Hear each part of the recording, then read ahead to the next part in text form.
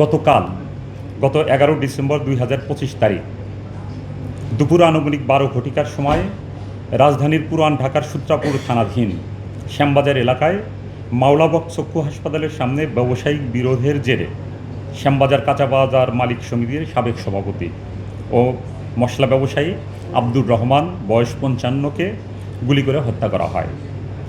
এই ঘটনায় ডিএমপির সূত্রাপুর থানায় একটা হত্যা মামলা রুজু হয়।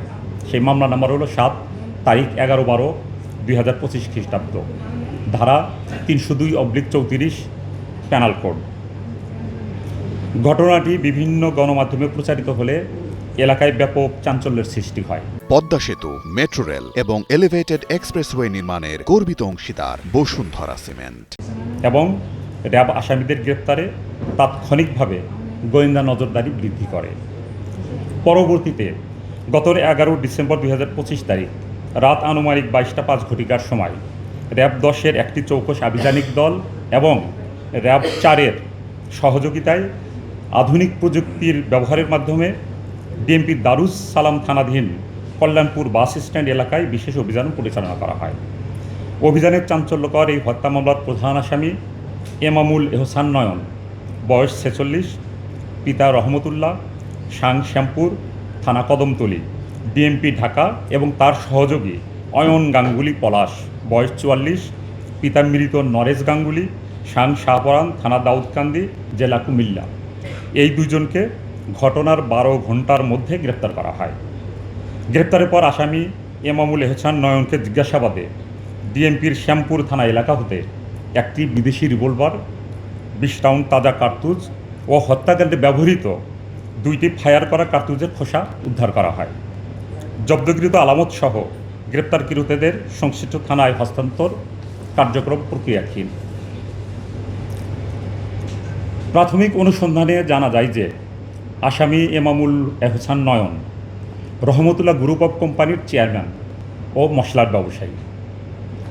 ব্যবসায় সম্প্রসারণের লক্ষ্যে 2024 সালের অক্টোবরে ভিকটিম আব্দুর রহমানের মাধ্যমে 60 লাখ টাকায় শ্যামবাজার কাঁচা বাজারের একটি দোকান ক্রয় করেন। দোকান হস্তান্তরের সময় ভিকটিম তার কাছে অতিরিক্ত আরও 24 লাখ টাকা দাবি করলে তাদের মধ্যে তীব্র ব্যবসায়িক বিরোধের সৃষ্টি হয়। এই বিরোধ থেকেই নয়ন প্রায় 1 বছর ধরে ভিকটিমকে হত্যার পরিকল্পনা করে এবং আসামি নয়ন ভিকটিমের গতিবিধি গোপনে পর্যবেক্ষণ করে।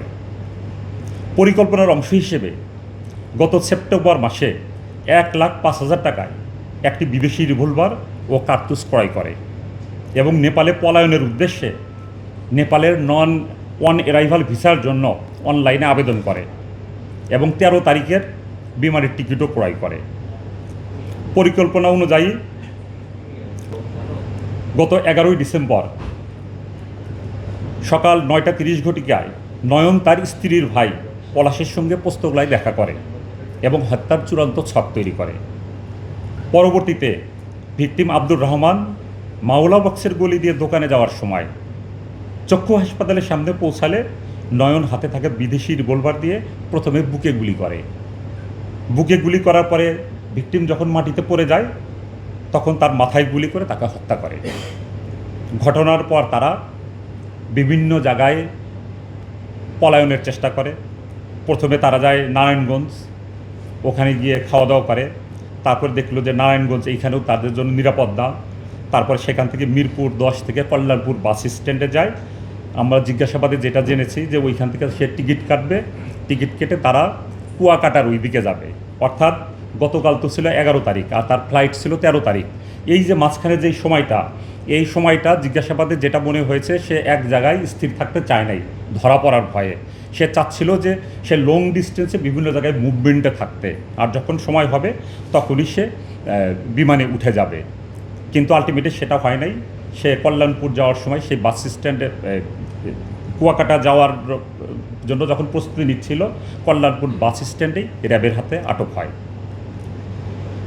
র্যাব সর্বদা দেশের আইন শৃঙ্খলা রক্ষা, সন্ত্রাস, ছিনতাই, মাদক, অবৈধ অস্ত্র ও সংগঠিত অপরাধ দমনে বদ্ধপরিকর।